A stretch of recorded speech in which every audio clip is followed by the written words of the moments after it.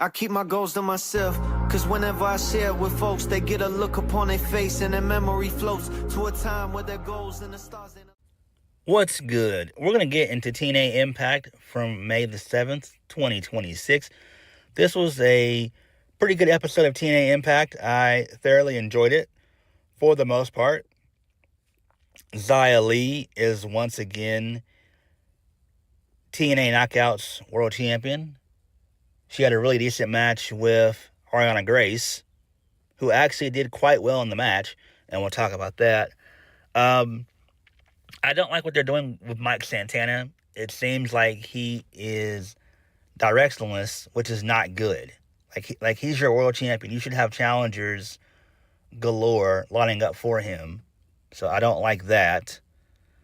They're still doing the Broken Hardyz versus the Righteous feud, which I'm not a fan of. I mean, the Broken Hardyz are fine. That's fine. But the Righteous, I've kind of soured on them a little bit. I don't like that EC3 lost his first match back with TNA. That's not good. We'll talk about that. So there is that. Apparently, there is not going to be a TNA Plus event for May. It looks like they're going to be doing a live show in Sacramento and then doing a couple of tapings, and then it'll be June. So that's fine. That makes sense. But they usually do TNA Plus events basically every single month. You know, outside of their regular Big Four pay-per-views, they always usually do TNA Plus events, and I guess it wasn't in the cards this time. So it's fine. It is what it is. I do think they will do very well in Sacramento. That's great for them. So good stuff. Good on them. I'm excited for that. And I think next week's show should be very good, and it should do very good in the ratings as well. So I do like that. And as per usual, we are going to get into the ratings. Speaking of ratings, I must say. So, TNA did quite well for the April 30th edition of TNA Impact. They ended up increasing in viewership. They were able to garner 209K viewers, which is great. And in the 18 to 49 demographic, they scored a 0.03, which is kind of good. So they are doing pretty well. You know, ratings are still up and down. They still fluctuate. It's like a roller coaster. 1 minute they're up, next minute they're down. So it's fine. And that's how it is for all wrestling. You know, NXT, they experience that. The main roster experiences that. Same thing with AEW for Dynamite and Collision. So, you know, that's fine. This makes sense, though. I like it, though. Again, AMC has been a godsend for TNA. It really has. So, I'm proud of them on that one. So, good stuff there. And I do think that this episode of TNA should do well in the ratings. I'm hoping between a 215K or 220K viewers that they get for this week. Which they should be able to get it because it was a pretty decent show. All right, let's go ahead and get into this show. So we kicked the show off with the first match of the night. Eric Young defeats EC3 in a no disqualification match. Oh my gosh. I'm not a fan of Eric Young. He fucking sucks. I have no idea why they continue to use him on TNA television. They need to actually phase him out. It's the same thing with Frankie Kazarian, Moose, Brian Myers, Eddie Edwards, Alicia Edwards, and all of them. Just phase those guys out, move them on, make those guys and girls producers, and just bring in some fresh new talent. Like, seriously, like, that needs to happen. Like, again, a lot of people don't understand veteran talent. Like, I'm all for veterans if they're good, but Eric Young, he's not doing it. He's not. And I feel like he's just there to be there. There's no real sense of direction for him. And I think they should just make him a producer and move on. Or have him, you know, be on the writing team or something. Like, you got to do something. But get him out of the fucking way. So that way TNA can flourish. You know? Match was actually okay. Ended up using, you know, trash cans, steel chairs, a couple of kendo sticks. So Eric Young ended up bringing in a chain, ended up using it. He ended up beating EC3 with it. And then they ended up doing, towards the end of the match, Eric Young, EC3 was trying to go on to the 1% to the table. He ended up getting low blowed 3 times, getting kicked in the dick 3 times, which is insane. And Eric Young did a power driver, and then he did it through the table. Then he threw EC3 back into the ring and did a power driver again for the 1-2-3. A kind of dumb finish. You don't need to do your finish twice. I feel like that power driver through the table should have been it, right? You just throw him back into the ring, pin him 1-2-3. That's how I would do it if I was booking it, because that would have made more sense. There's no point doing your finish again. You know, it's overkill. It's like you kick the guy in the dick 3 times, and then you did a power driver through the table. It's over and done with. Like, come on. But hey, it is what it is. Hopefully this is not the end of their feud, even though I'm not a fan of it. But this thing should continue. They just brought in EC3 at Rebellion, so him suffering his first loss is not good, and that's not good. That's not a good position for him to be in. So it is what it is, but I do think this feud is not over by a long shot. So there's that. But again, TNA needs to bring in new talent. Hopefully they can bring in a decent bit of the WWE releases. I could definitely see them bringing in, you know, Zoe Stark, Alba Fire for the women. I mean, you know, for the knockouts. I could also see them bringing in the Wyatt Six, Aleister Black, Zelina Vega, Apollo Crews, Tyson and Tyreek for, you know, tag team division stuff and everything else. You know, because TNA needs to really rebuild all their divisions, because their divisions are kind of weak. And it shows. So hopefully they're able to get those said releases. Hopefully. They should be able to. Especially if they just want to just wrestle and still be able to work the indies and still have a lifeline back to WWE at some point, then go to TNA, right? Because I feel that AEW is just too bloated at the moment, and Tony Khan is too afraid to actually just release talent to bring in more talent. I could also see them getting the Motor City Machine Guns too for TNA, but I doubt it. I feel like Tony Khan already has them on lock. He'll give them a massive amount of money. Same thing with the New Day. I would love for them to go to TNA as well, but Tony Khan probably is going to have them on lock as well. So, you know, there's that. All right, moving on. This leads us into Arianna Grace. She's interviewed by Julia Miller. So Arianna Grace doesn't understand why she has to keep proving herself by defending her title. But Stack says he's got a bunch of plans. So, all right, that's fine. Moving on. This leads us into the system. Oh, my God. They talk about their upcoming matches tonight, and they continue to peddle the fake news that you can't beat the system. I don't care about this shit at all. This is lame. Who gives a damn?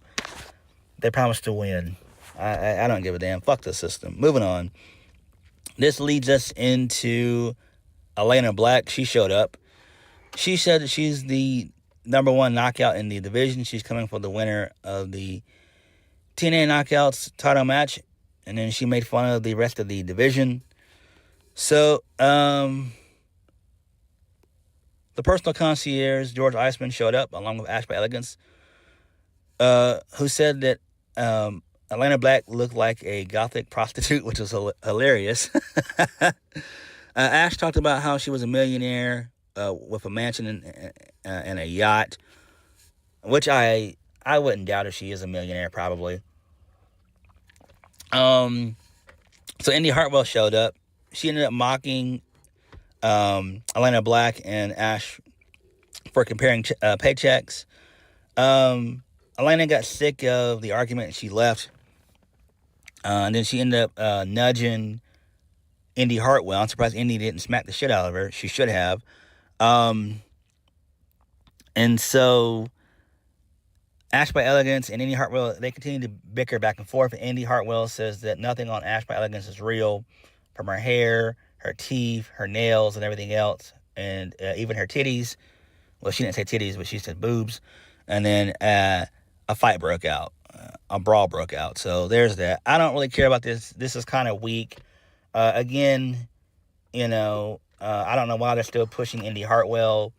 Again, I'm not a fan of her after what she did with Tessa Blanchard last year. That kind of got me off the Indy train there, right? Like, I was no longer a fan of Indy Hartwell. When she had that bad match with Tessa Blanchard, I was like, nah, get rid of this girl. Put her on the Indies for real. Like, come on.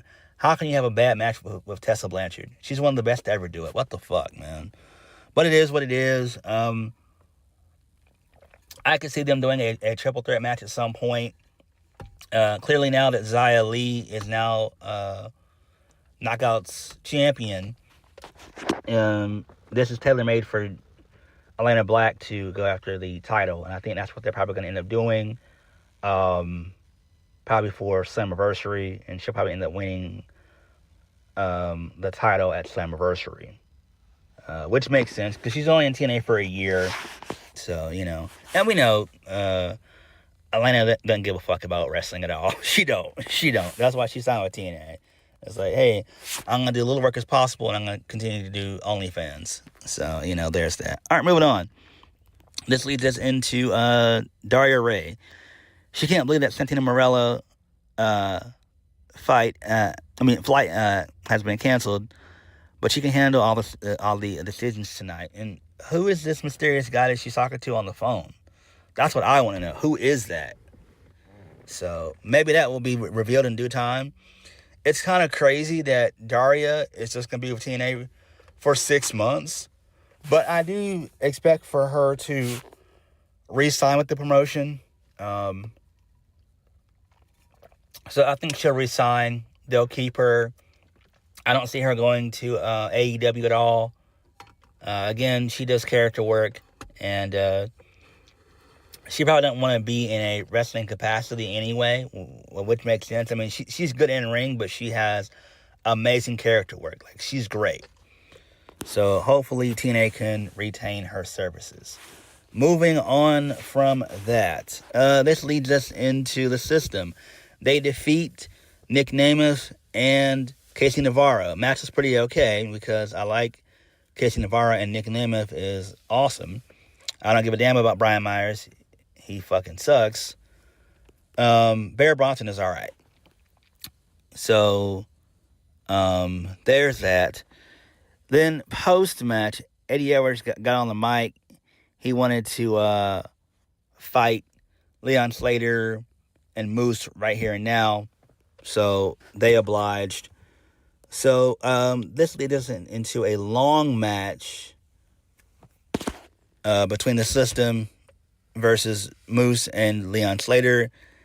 And Moose ended up winning. He wins via a jackknife roll-up for the 1-2-3. So there's that. So a dreaded roll-up is able to win most matches nowadays, which is fine. I mean, it's way too overdone, especially in WWE and sometimes in AEW, right? But it is what it is. Who cares? Moving on from that, this leads us into the TNA injury report. So EC3 and Eric Young, they're being evaluated from what happened earlier on in the night. Frankie Kazarian and Elijah, they're out with injuries for a little bit. And then Lei Ying Li and Arianna Grace, they're cleared for the main event. Okay, that's fine. Moving on, this leads us into the Broken Hardys. They're back. So Matt Hardy cut a promo in the back of a Pixie Glass storage facility. So Jeff Hardy just sung a song, whatever, talking about fear and all that stuff. So I don't care. This is fine. It is what it is. Whatever. Maybe we'll get some of this next week in Sacramento. Hopefully. Moving on. This leads us into Mike Santana. So he showed up. He got on the mic and got a really good reaction because they're still in Syracuse. They've been there for like a good 3 to 4 weeks now. So Mike Santana proved what it means to be TNA World Champion when he took on Red Swan 2 weeks ago. Santana really enjoyed giving out his own opportunities and was just about to give out another title shot before Daria Ray interrupted. Daria told Mike Santana that he doesn't make the matches, nor does he choose his own opponents. And since Santino isn't here, he can't choose who the next contender for his championship will be. Daria Ray announced the Battle Royal, and the winner of that will face Mike Santana at some point. And then Mike Santana said it doesn't matter who the next man up is, the outcome will remain the same. So that's fine. I do like that. That makes sense. Really good shit there. It just sucks that there's no direction for Mike Santana. And where is Steve Macklin? Sacrifice happened a month and a half ago. Like, where is he? Like, how does concussion protocol work for TNA? Like, he's been out for over a month. That's scary. Wow. So maybe he will show up on next week's show. Maybe. Hopefully. Because that'll be live. So, yeah. All right, moving on from that. AJ Francis, he challenges Casey Navarro to a Sacktown street fight. So that's fine. That's cool there. So, all right. Moving on from that. Casey Navarro had a really passionate promo. He did excellent work here. He said that he came back 4 months. 4 months earlier for his uncle, and he doesn't need nicknaming to beat AJ Francis. So he cut a really good promo. Showed a whole bunch of passion. Hopefully he wins next week. I would love for Navarro to go after the exhibition title at some point again. And then also maybe go after the international title. I think that would be great. But he should definitely win this street fight next week. And it should be fun. So, yeah. Moving on. Main event of the evening. Lei Ying Li defeats Arianna Grace to become the new TNA Knockouts World Champion. Match was pretty okay. Stacks ended up getting involved for some of it, and then he got ejected, and he ate a nasty drop kick from Xia Li. Xia Brookside was banned, and then towards the end of the match, Xia ended up hitting the Warrior's Way, but then Stacks, broke it up, so, there's that. Then Arianna, she fought back. She ended up hitting a twisted neck breaker. She got it too. She ended up hitting a beautiful fisherman suplex in this match as well. But Xia Li kicked out, and then Xia Li ended up winning the title via a kick, followed up by a springboard into a blockbuster for the 1-2-3. So I like that. And then post-match, Daria Ray showed up to present Xia Li with the Knockouts World Championship. So that's good. I do like that. This is great. This makes sense. Good stuff there. Excellent. You got a lot of heel challengers I doubt if they're going to give Arianna a rematch. There's no need. She's going to go back to NXT. I think the NXT crossover will probably pick up around Lockdown, which is in August. So that's probably when I think they'll bring that back. Because both promotions right now are rebuilding themselves right now. So that's why, we haven't seen much of the NXT and TNA crossover right now. So the show ended with Moose being laid out backstage. So there's that, and there was a chair wrapped around his neck, and then that was it. So that's interesting. It probably was the system who took him out. So interesting stuff there. So we went out the air with a cliffhanger, which is rare nowadays in pro wrestling. It used to happen a whole bunch years ago, back in the day. But modern pro wrestling, no, it's not going to happen at all. So TNA was really good. I actually liked it for the most part. The system, they had a good tag match. The tag match was fun. I like the Casey Navarro promo, as well as the AJ Francis promo. Their match should be fun next week. The Hardyz and the Righteous, they're continuing their feud. Not a fan of that, but it is what it is. It sucks that there's no sense of direction for Mike Santana. Hopefully Steve Maclin shows up next week and ends up winning the Battle Royal, and they can begin their feud again. I still think that Mike Santana probably will end up going to NXT at some point. Maybe he signs a contract extension with TNA for a little bit. Maybe, I don't know. But he probably will end up going to NXT. And again, hopefully TNA is able to bring us some new talent. We still don't know where Ricky Sosa is. Apparently that pile driver put him on the shelf for like 3 or 4 months. Well, not really, but I mean, that's just me just joking around. But it's crazy that he's not been there in about, 2 or 3 weeks at least. But Leon Slater takes a pile driver and he can come back in like within 2 weeks. It's insane to me. But it is what it is. And Xia Li winning was the right decision. Clearly, they're going to do Lei Ying Li and Xia Brookside at some point. But to me, that sounds more like a television feud. You can do all the matches on television. Because I think that the desired match is going to be Xia Li versus Atlanta Black at Slammiversary for the Knockouts World Championship. So there's that. And I think probably at Slammiversary, they're probably going to end up doing Nick Namath versus Mike Santana for Slammiversary. I feel like that's what they're going to do there. So, there's that. But all in all, TNA was good for the most part. But what did you guys think? Let me know. Like, comment, subscribe. Peace.